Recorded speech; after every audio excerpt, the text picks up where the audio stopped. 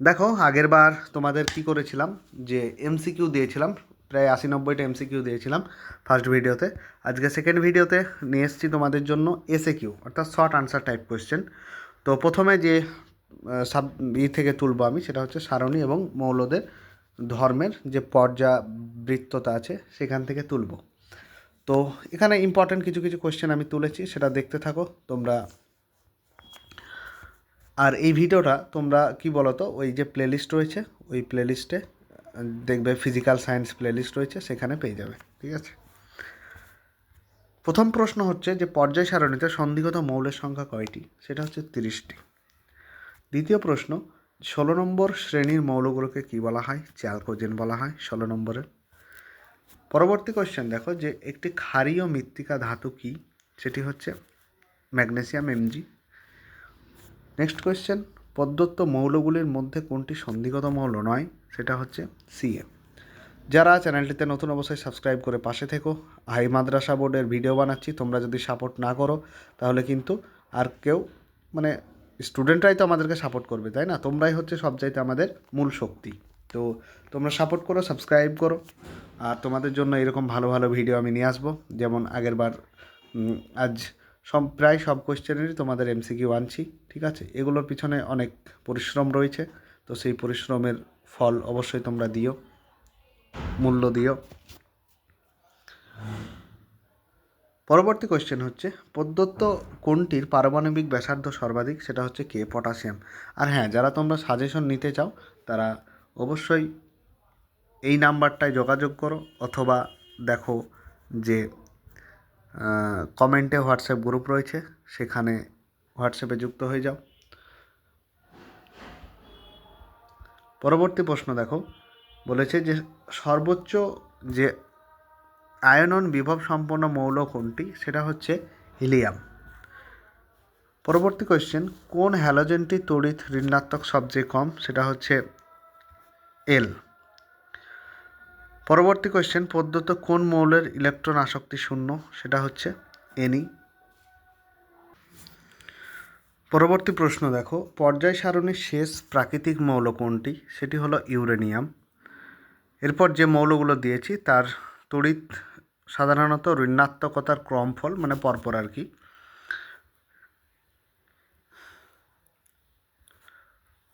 পরবর্তী কোশ্চেন দেখো, কোন আয়নটি সবচেয়ে ছোট? এখানে এনএ। তারপর দেখো যে দীর্ঘ পর্যায় সারণীর কোন শ্রেণীতে হ্যালোজেন মৌলগুলো অবস্থিত? সেটা হচ্ছে 17। কোনটি ক্ষার ধাতু নয়? সেটা হচ্ছে এল, অ্যালুমিনিয়াম। তারপর দেখো আধুনিক পর্যায় সারণীতে নোবেল গ্যাসগুলির অবস্থানটা কোথায়? এটা তো জানি, 18 নম্বর শ্রেণীতে। পরবর্তী প্রশ্ন, একাধিক যোজ্যতা দেখা যায় কার? সন্ধিগত মৌলের। পারমাণবিক ব্যাসার্ধের সঠিক ক্রম কোনটি? সেটি হচ্ছে পটাশিয়াম, সোডিয়াম, তারপর লিথিয়াম। তারপর কোনটি চ্যালকোজেন মৌল? সেটি হচ্ছে এস। তারপর কোনটি সন্ধিগত মৌল? সেটি হচ্ছে সিআর, ক্রোমিয়াম। তারপর দেখো কোনটি ক্ষারীয় মৃত্তিকা মৌল নয়? আরও অপশন ছিল, সেখান থেকে আমি তুলেছি সোডিয়াম এখানে এনে। তারপর দেখো কোন ধর্মটি মৌলদের পর্যায়গত ধর্ম নয়? সেটি হচ্ছে তেজস্ক্রিয়তা। পরবর্তী কোয়েশ্চেন, হ্যালোজেনগুলির মধ্যে সবথেকে বিজারণধর্মী হলো কোনটি? সেটি হচ্ছে এল।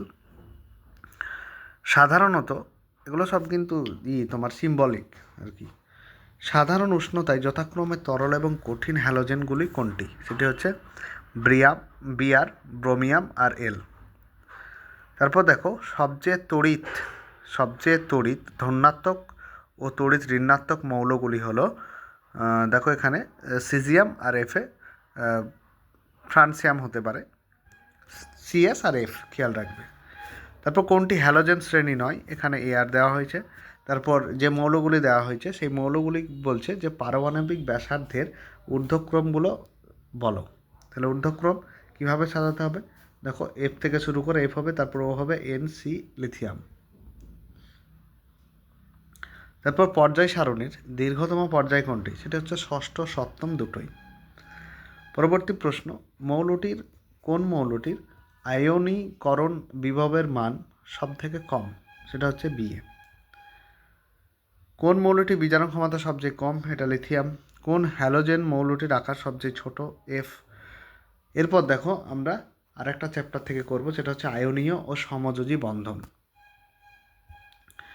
কোন যৌগটির গঠনের ক্ষেত্রে অষ্টক নীতি মান্য হয় না? সেটা হচ্ছে LiH।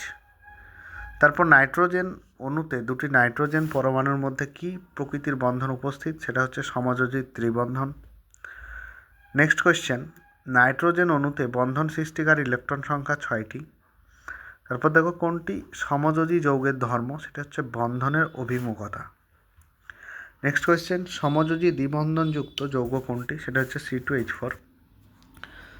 হাই মাদ্রাসার চ্যানেলে যারা নতুন, অবশ্যই চ্যানেলটি সাবস্ক্রাইব করে পাশে থেকো। আর তোমরা ভৌতবিজ্ঞানের সাজেশনটি নিতে চাইলে অবশ্যই কমেন্টে দেওয়া যে হোয়াটসঅ্যাপ গ্রুপ আছে সেখানে যুক্ত হয়ে আমাকে SMS করো। চলো পরবর্তী কোয়েশ্চেন দেখি। একটা সমযোজী ত্রিবন্ধনযুক্ত যৌগ, সেটা হচ্ছে C2H2। তারপরে দেখো কোনটিতে সমযোজী বন্ধন বর্তমান? Hydrogen chloride.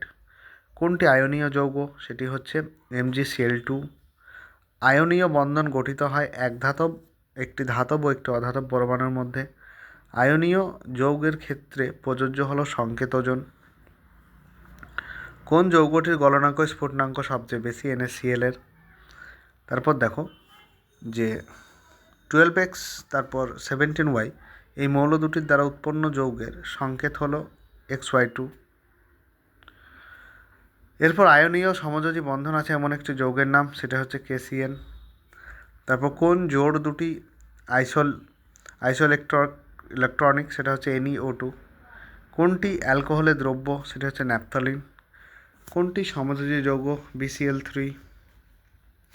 তারপর দেখো প্রদত্ত কোন যৌগটি কঠিন অবস্থা আয়ন দ্বারা গঠিত? সেটা হচ্ছে সোডিয়াম ক্লোরাইড। তারপর প্রদত্ত যৌগগুলির মধ্যে কোনটি আয়নীয় যৌগ? সেটি হচ্ছে লিথিয়াম H। নাইট্রোজেন অণুতে সমযোজী বন্ধনের সংখ্যা 3টে। সমযোজী বন্ধন দেখা যায় CH4-এ। তারপর দেখো দৈনন্দিন জীবনে ব্যবহৃত এইরূপ একটি কঠিন তড়িৎযোজী যৌগ হলো খাদ্য লবণ।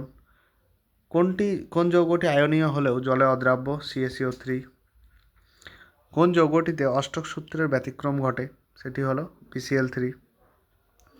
তারপর দেখো কোন যৌগ অষ্টক সূত্র প্রযোজ্য? NH3। কোনটি জলে অদ্রাব্য? CHCl3। কোন যৌগটির মধ্যে সমযোজী আয়নীয় ও অসমযোজী বন্ধন থাকে? সেগুলো হচ্ছে NH4Cl। এই যে কোশ্চেনগুলো তোমাদের দিয়েছি, কোশ্চেনগুলো ভীষণ ইম্পর্ট্যান্ট তোমাদের পরীক্ষার জন্য। তো ভৌতবিজ্ঞান পরীক্ষার জন্য তোমরা এই দুটো ভিডিও দেখো। আগে একটি ভিডিও দিয়েছি, তোমরা চ্যানেলের প্লেলিস্টে যাও, সেখানে গিয়ে দেখো যে ফিজিক্যাল টেস্ট পেপার সলিউশন ওই ফোল্ডারে ভরা থাকবে, ঠিক আছে? তারপর দেখো CH4-এর মধ্যে উপস্থিত সমযোজী বন্ধনের সংখ্যা 4টে। তড়িৎযোজী যৌগ নয়, সেটি হচ্ছে গ্যাসীয় CHAl। তারপর কোন যৌগটি আয়নীয় যৌগ নয়? H2O। কোন যৌগটির মধ্যে কোনো অণুর অস্তিত্ব নেই? Calcium oxide. এরপর পরবর্তী চ্যাপ্টার দেখো যে তড়িৎ প্রবাহ ও রাসায়নিক বিক্রিয়া। এখান থেকে অনেকটা অঙ্ক টাইপের আসে, তবুও দেখো যে কোনটি তীব্র তড়িৎ বিশ্লেষ্য? NaOH। তড়িৎ বহন করতে পারে না, গলিত NaCl। ধাতব পরিবাহের ক্ষেত্রে তড়িৎ পরিবহন করে ইলেকট্রন। কোনটি তড়িৎ অবিশ্লেষ্য পদার্থ? Carbon tetrachloride. যে পাত্রে তড়িৎ বিশ্লেষণ করা হয় তা হলো ভোল্টামিটার।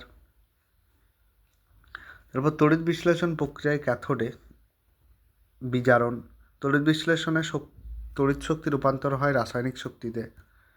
অ্যাসিড মিশ্রিত জলের তড়িৎ বিশ্লেষণে ক্যাথোড ও অ্যানোডে উৎপন্ন গ্যাসের আয়তনের অনুপাত কেমন হয়? 2:1।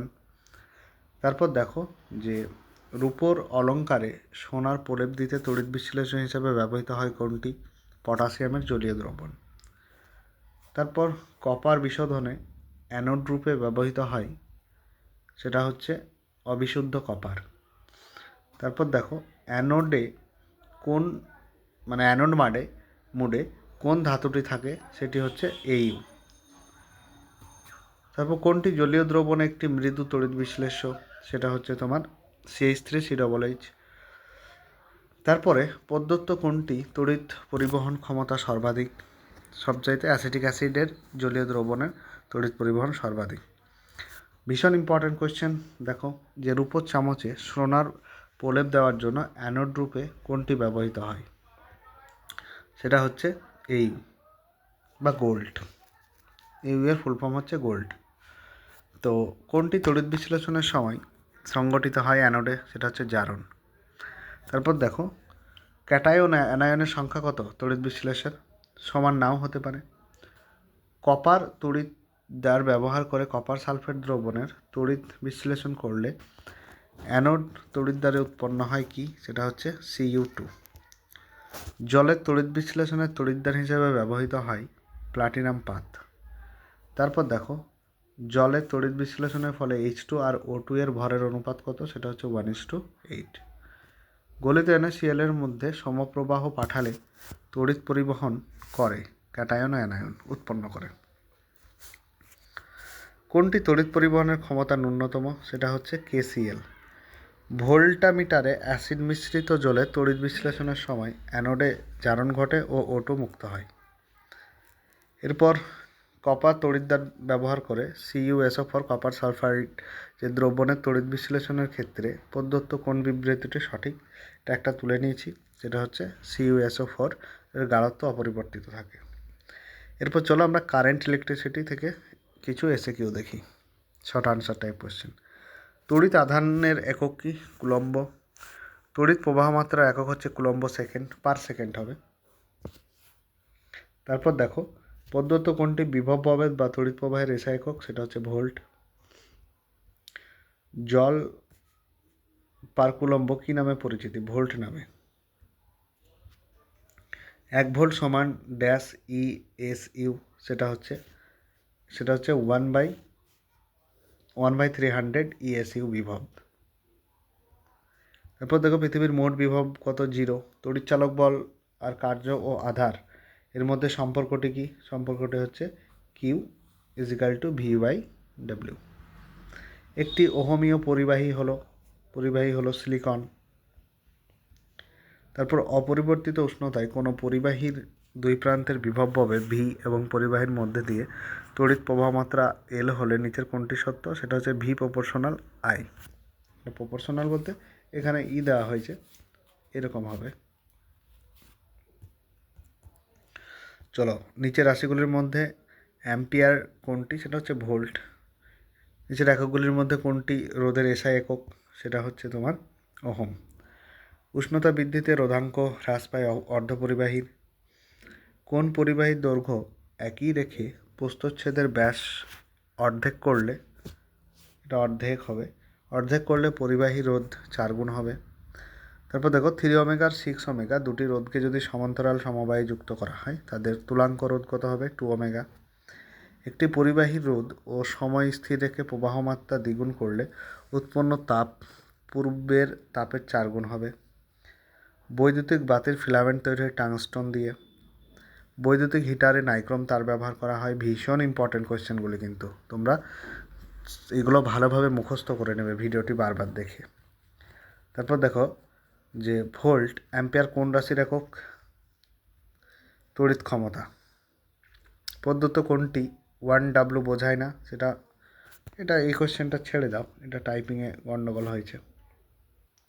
1 ভোল্ট হলো এক কিলোওয়াট পার ঘন্টা। একই ভোল্টেজ রেটিংযুক্ত 100 ওয়াট এবং 40 ওয়াট দুটি বাল্বের রোধের অনুপাত 2:5 হবে। 1 কিলোওয়াট পার আওয়ার বলতে যত পরিমাণ তড়িৎ শক্তি বোঝায় তা হচ্ছে 3.6। এটা এইরকম হবে যদি করো, যে 3.6 ইন্টু